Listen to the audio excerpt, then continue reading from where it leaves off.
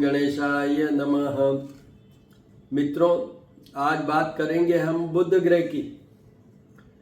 बुध ग्रह अभी आज सिंह राशि में है, पर ये रिट्रोग्रेड चल रहे हैं, पीछे आ रहे हैं और कल 22 को ये कर्क राशि में चले जाएंगे, अपनी पिछली राशि में चले जाएंगे और वहाँ पर वो स्टे करेंगे 4 सितंबर तक।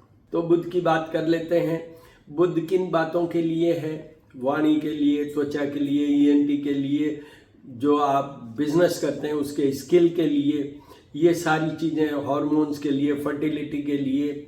और बुध ग्रह ओवरऑल मेन जो प्लैनेट है वो है जो जब हम धन की बात करते हैं तो ये इंड्यूस करते हैं। Mercury has a power to induce the way by which you can get the money.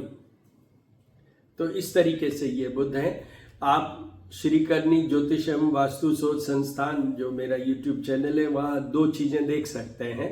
बुध ग्रह किन किन बातों के लिए हैं, दूसरा बुध के उपाय क्या है।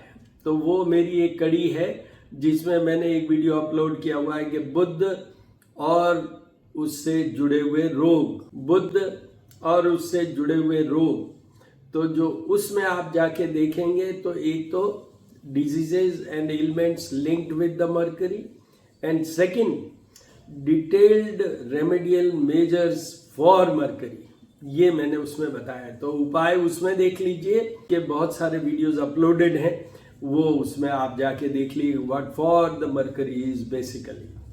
जो कल कर्क राशि में बुध, तो देखिए मेष राशि के 4th हाउस में आएंगे। तो 4th हाउस में बड़ा कंफ्यूज सा है, न कोई अच्छा है न बुरा है।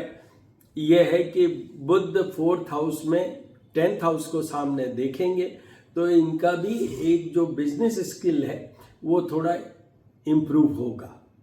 इनको उपाय करने की कोई ज़रूरत नहीं। उसके बाद आइए वृषभ राशि। वृषभ राशि के ये आएंगे 3rd हाउस में। 3rd हाउस बुध के लिए खराब माना जाता है। उससे आपका मेंटल लोड, एंजाइटी, स्ट्रेस ये बढ़ सकता है। अननेसेसरी के विचार आ सकते हैं। शॉर्ट ट्रेवल भी हो सकती है विच मे नॉट बी यूजफुल और फ्रूटफुल, और इस तरीके से है। तो उनको बुध के उपाय करने चाहिए। ये बहुत कम समय के लिए है, फिर भी उनको उपाय करने चाहिए, इससे मेंटल लोड कम रहेगा। उसके बाद आइए मिथुन राशि। मिथुन राशि के 2nd हाउस, धन का घर, वाणी का घर, और एक चीज और है मार्ग स्थान। तो आपको धन की निश्चित रूप से धन में फायदा होगा। योर वॉइस और द साउंड और द प्रेजेंटेशन और the communication, that will be very good. क्योंकि बुध कर्क राशि में, कर्क राशि के स्वामी है चंद्रमा, और चंद्रमा के ही पुत्र हैं बुध।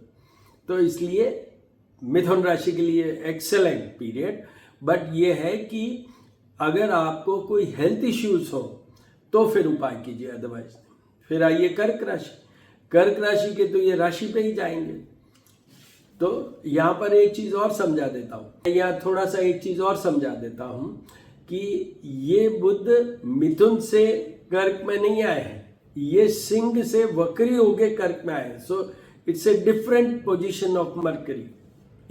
कर्क राशि के लिए they will become more humble, no more polite, उनकी बातचीत करने का ढंग वो सब अच्छा रहेगा और उनको निश्चित रूप से फायदा होगा धन के मामले में।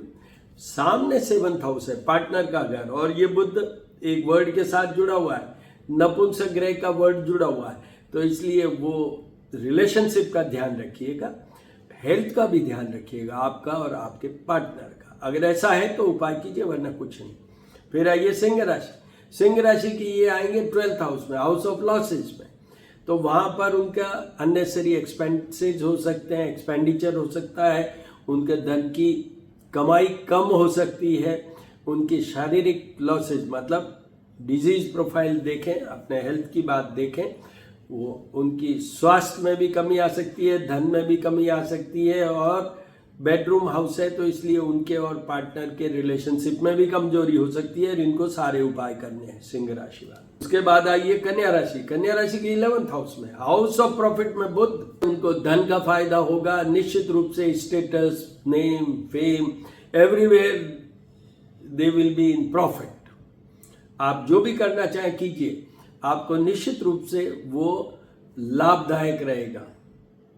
कीजिए अभी, ये this is the opportunity, very favourable period. उसके बाद में आइए तुला राशि। तुला राशि की ये 10th हाउस में आएंगे। 10th house, house of career, profession, job, उसमें बुध।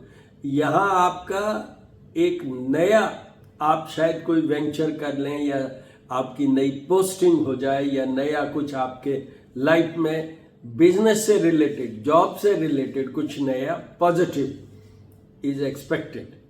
और आप इस टाइम को एनकैश कीजिए, यूज कीजिए।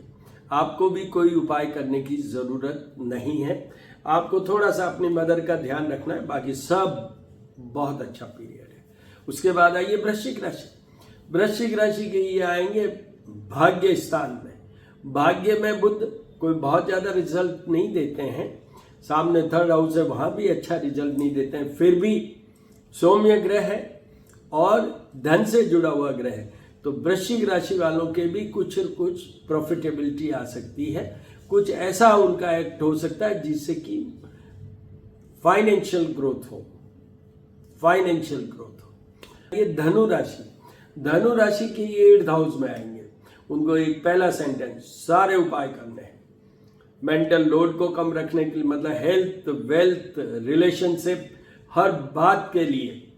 और अपनी वाणी को कंट्रोल में रखिएगा, कुछ भी बोलने से कुछ भी नुकसान हो सकता है, उनको सारे उपाय करने हैं। उसके बाद में आइए मकर राशि। मकर राशि के 7th हाउस में आएंगे। केंद्र स्थान है, पर मार्ग स्थान भी है और 7th हाउस भी है। 7th हाउस तो पार्टनर के रिलेशनशिप को ध्यान रखिए, केंद्र स्थान है।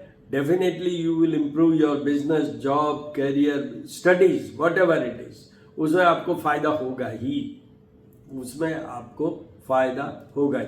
हेल्थ आपकी और आपके पार्टनर की, specially related to nervous system, nervous breakdown नहीं हो, नर्वस सिस्टम का ध्यान रखिए।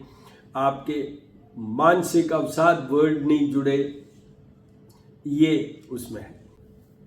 कुंभ राशि। कुंभ राशि की 6th हाउस में शत्रु, रोग और पीड़ा, अपनी हेल्थ, पार्टनर की हेल्थ, सामने बेडरूम हाउस, इसलिए रिलेशनशिप, और यहाँ पर मेंटल लोड बढ़ सकता है, स्ट्रेस, एंजाइटी, ये सब बढ़ सकती है। आपको भी अपना नर्वस सिस्टम, स्पाइनल कॉलम की बात करूं, नर्वस सिस्टम की बात करूं, स्किन की बात करूं, इन सब का ध्यान रखिएगा। Health wise this is definitely a weak period कुंभ राशि वालों के लिए। 6th हाउस में आपको मेंटल लोड देता है, जो भी मानसिक लेवल पर डिस्कम्फर्ट देता है, फिजिकल डिस्कम्फर्ट देता है। मीन राशि के ये आएंगे 5th हाउस में। 5th हाउस में बुध, संतान का थोड़ा कमजोरी हो सकता है, अदरवाइज आप जो भी काम करते हैं, जो बिजनेस करना चाहते हैं, जो कुछ भी आपकी रेटिंग है, वो सब में इंप्रूव होगा, आउटपुट बढ़ेगा, परफॉर्मेंस बढ़ेगी। और साथ ही आपको, अगर आप पढ़ाई कर रहे हैं, कोई कोर्सेज कर रहे हैं, तो उसमें बहुत अच्छा आप कर पाएंगे। हेल्थ वाइज संतान की हेल्थ का ध्यान रखने की बात है, अदरवाइज कुछ नहीं। This is again A favourable period for mean राशि ऑल्सो। तो इस तरीके से ये 12 राशियों के हो गए उपाय। और बुध ग्रह किस बात के लिए, वो सब देखिए। अब मैं यहाँ पर बुध ग्रह का ध्यान कर लेता हूँ लास्ट में। प्रियंगु कलिका श्यामम रूपेण प्रतिमं बुद्धम सौम्य सौम्य गुणोपेतम तम बुद्धम प्रणमाम्यहम, तम बुद्धम प्रणमाम्यहम।